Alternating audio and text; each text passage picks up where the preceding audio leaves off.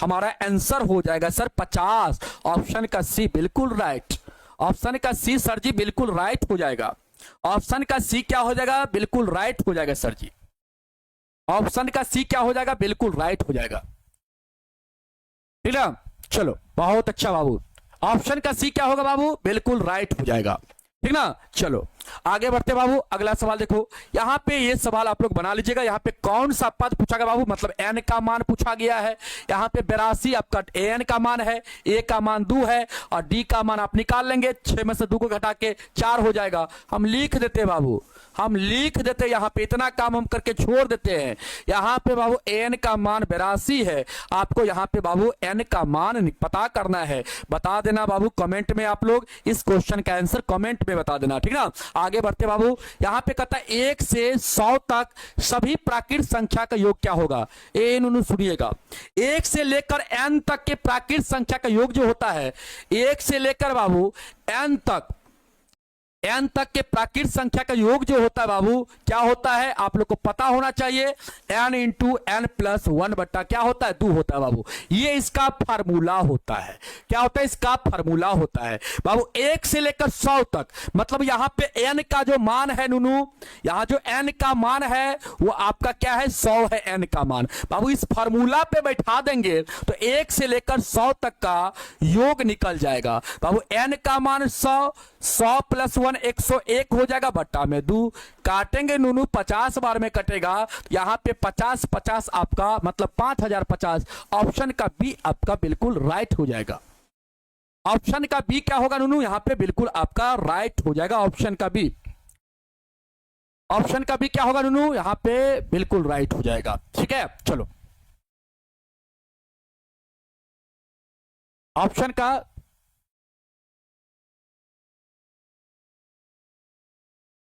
ठीक है बाबू, ऑप्शन का बी क्या हो जाएगा? बिल्कुल यहां पे राइट हो जाएगा। ठीक है ना,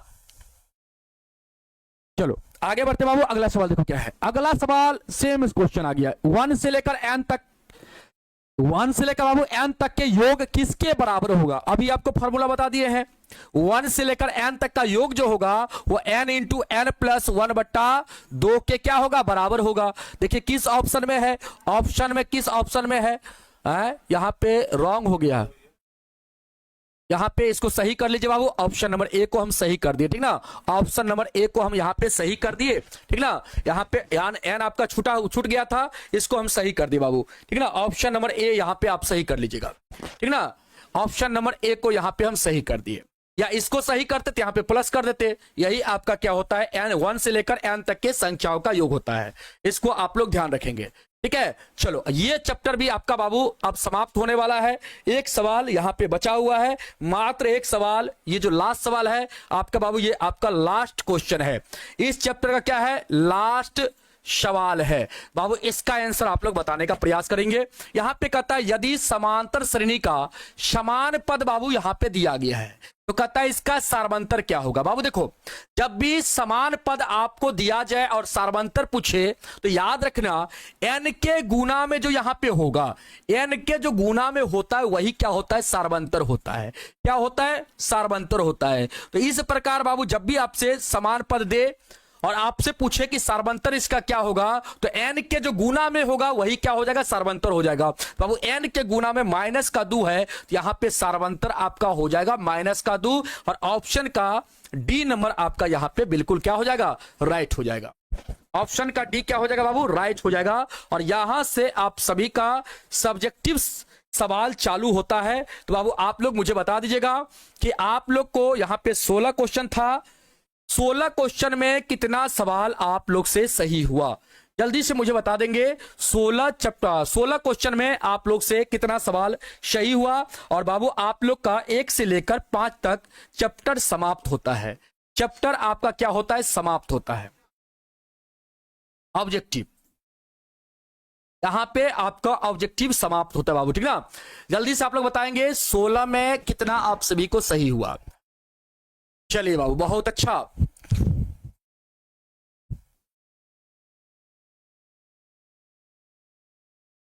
चलिए आ जाइए बाबू, आपका सब्जेक्टिव सवाल यहां से शुरू होता है। और पहला सवाल आपके सामने कहता है यूक्लिड विभाजन एल्गोरिथम का प्रयोग करके 867 और 255 का कहता है बाबू महत्तम समापवर्तक याद कीजिए। बाबू यहां पे आप लोग से एचसीएफ पूछा गया है इस विधि से, तो बाबू आप लोग से यूक्लिड विभाजन एल्गोरिथम का प्रयोग करके यहां पे आप लोग को मौसम निकालना है, मतलब महत्तम समापवर्तक निकालना है। बाबू इसके लिए हम आपको तरीका बताए थे, क्या याद है आप सभी को? आप मुझे बताएंगे क्या आप सभी को याद है? तो बाबू यहां पे आप क्या करेंगे, सबसे पहले आप भाग विधि से लगभग बाबू आपका जो यहाँ पे सवाल है सब्जेक्टिव में, लगभग सवाल आपका है, ज्यादा सवाल नहीं है, 20 से 25 क्वेश्चन आपको करवाएंगे और 20 से 25 क्वेश्चन करवाने के बाद क्लास को हम समाप्त कर देंगे। मुश्किल से 1 घंटा से पौन घंटा आप सभी का क्लास चलेगा, लगभग 1 घंटा और आप सभी का क्लास चलेगा और 1 घंटा में सारा सवाल हम समाप्त कर देंगे। ठीक है, 1 घंटा में सारा सवाल हम समाप्त कर देंगे। ठीक है बाबू, चलिए इस सवाल को हम लोग बनाते हैं बाबू। सबसे पहले यहां पे देखिए, यहां पे हम लोग लिखेंगे बाबू माना कि, यहां पे हम लोग लिखेंगे माना कि बाबू यहां पे a बराबर, जो यहां पे बड़ा संख्या होगा उसको a के बराबर लिखेंगे और जो बाबू छोटा संख्या होगा उसको हम लोग b के बराबर लिखेंगे। तो b के बराबर यहां पे हम लोग का 255 हो जाएगा। सबसे पहले हम लोग क्या करेंगे, यहां पे भाग विधि से बाबू मौसा निकालेंगे। सबसे पहले हम लोग भाग विधि से क्या करेंगे, मौसा निकालेंगे बाबू। तो यहां पे क्या करेंगे, 255 से भागा लगाएंगे 867 में। पहले बताओ कितना बार में भागा लगेगा? आपकी सर यहां पे 3 बार में भागा लगेगा। 3 बार में लगाएंगे भागा बाबू, 3 पंचे 15 हो जाएगा, 25 तिया 75, 1 76 हो जाएगा, 765। अब इसको घटाएंगे बाबू, 7 में से 5 जाएगा तो 2 हो जाएगा, यहाँ पे 0 हो जाएगा, यहाँ पे 1 हो जाएगा। अब 102 से बाबू भागा लगाएंगे आप 255 में, कितना बार में लगेगा, कितना बार में लगेगा बाबू? आप कहेंगे सर यहाँ पे लगेगा 2 बार में, 2 बार में लगेगा, मतलब 204 हो जाएगा। अब घटाएंगे बाबू आप लोग, तो यहाँ पे 51 हो जाएगा और 51 से बाबू 102 में आप भागा लगाएंगे कितना बार में? तो कहेंगे सर 2 बार में लग जाएगा, 2 बार में लगेगा तो कट जाएगा बाबू। तो यहां से आपका मौसा कितना आया? आपने सर यहां से मौसा हमारा 51 आया, कितना आया? 51 आया। तो बाबू इसी को हम लोग क्या करेंगे, यूक्लिड विभाजन एल्गोरिथम से बनाएंगे और इसी को हम लोग यहां पे सजा देंगे, इसी को हम लोग यहां पे सजा देंगे। तो यहां पे सबसे पहले लिखेंगे यूक्लिड विभाजन एल्गोरिथम से और इसके बाद लिखेंगे इसका फार्मूला होता है बाबू a बराबर बी क्यू प्लस आर होता है, जहां पे क्या होता है, r का जो मान होता है बाबू 0 से बड़ा होता है, 0 के बराबर, और b से क्या होता है, छोटा होता है। अब बाबू पहला स्टेप में आप लिखेंगे, यहां पे देखो a के जगह क्या है बाबू 867 है, b के जगह इतना है और q के जगह इतना है और बाबू r के जगह इतना है। तो यहां पे लिखेंगे आप 867 बराबर 255 बाबू। इसके बाद गुना में कितना, तो गुना में q के जगह कितना है 3 है बाबू और r के जगह कितना है 102 है। ये आपका पहला स्टेप हो गया। दूसरा स्टेप में a के जगह इतना लिखेंगे, b के जगह इतना, q के जगह इतना और r के जगह बाबू इतना लिखेंगे, मतलब 255 बराबर लिखेंगे, 255 के बराबर लिखेंगे बाबू 102 गुना में कितना बाबू, गुना में 2 लिखेंगे और प्लस में लिखेंगे 51।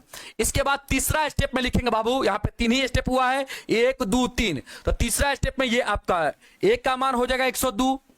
इसके बाद इसके बराबर होगा b के जगह कितना होगा 51 और q के जगह बाबू 2 हो जाएगा और r के जगह कितना, r के जगह यहाँ पे 0 हो जाएगा, क्योंकि शेष कुछ नहीं बता था 0 बाबू। यहाँ पे देखिए शेषफल बाबू 0 आया और शेषफल का भाजक बाबू यहाँ पे देखिए तीसरा स्टेप में भाजक क्या है बाबू, आपका यहाँ पे 51 है बाबू। तो यहाँ पे लिखेंगे अतः मसा बराबर, यहाँ पे लिखेंगे अतः मसा बराबर आप लोग का जो होगा वह क्या हो जाएगा, आप कहेंगे सर यहाँ पे 51 हो जाएगा और यही क्या हो जाएगा, हम लोग का इस सवाल का आंसर हो जाएगा यूक्लिड से। बाबू जल्दी बताओ यूक्लिड से क्या होगा, यहाँ पे इस प्रकार बाबू आप सवाल को बनाएंगे और यहाँ पे इस प्रकार गोला आप कर दीजिएगा, थोड़ा अच्छा लगेगा थोड़ा देखने में। और आपको एग्जामिनर जब इस सवाल को देखेगा बाबू तो आप लोग को देख के पता चल जाएगा एग्जामिनर को कि ये सवाल आप लोग जो बनाए हैं, यहाँ पे मौसा कितना है 51 है और यहाँ पे लिख भी दीजिएगा कि यहाँ पे मौसा कितना होगा 51 हो जाएगा।